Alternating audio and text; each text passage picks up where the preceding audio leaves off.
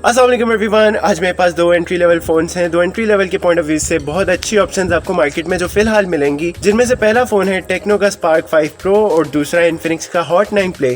So in this video में आपको दिखाऊंगा कि specially camera point of view से दोनों के अंदर क्या क्या डिफरेंसेस हैं, क्या क्या सिमिलरिटीज़ हैं।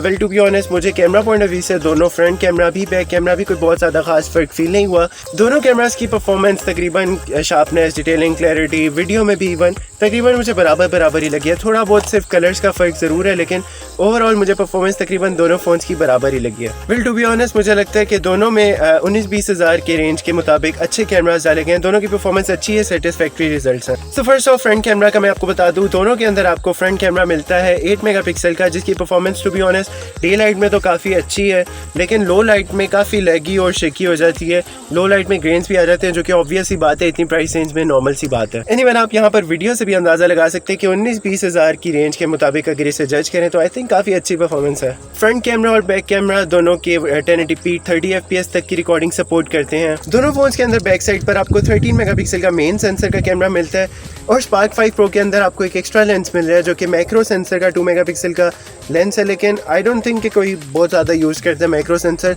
लेकिन स्टिल अगर कुछ लोग बहुत ज़्यादा क्रिएटिव या प्रोडक्ट फोटोग्राफी करना चाहते हैं तो उन लोगों के लिए मे भी हेल्पफुल हो। और टू बी ऑनेस्ट 2 मेगापिक्सल का macro camera I don't think कोई बहुत ज़्यादा बड़ी बात है, लेकिन ओवरऑल दोनों की बैक कैमरा की परफॉर्मेंस तकरीबन बराबर ही लगी है मुझे। और बाकी दोनों फोन्स के अंदर आपको एक QVGA लेंस भी मिलता है, जो कि मेरे ख्याल से एक्टिवेट होता है ऑटोमेटिकली जब लो लाइट कंडीशंस होती हैं। तो लो लाइट में वीडियो के दौरान आई थिंक ये दोनों कैमरास काम करते हैं।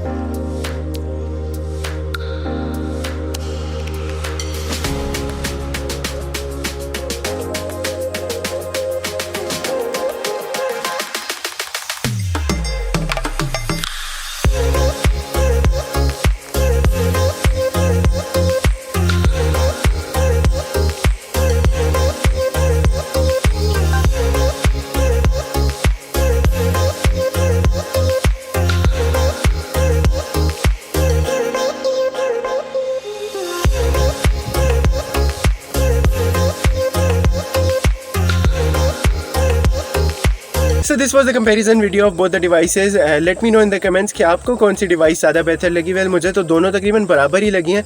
वही बात है, कलर्स का थोड़ा बहुत फ़र्क है, लेकिन ओवरऑल दोनों की परफॉर्मेंस में कैमरा पॉइंट ऑफ व्यू से मैं दोनों डिवाइसेस को एक जैसा ही रेट करूँगा।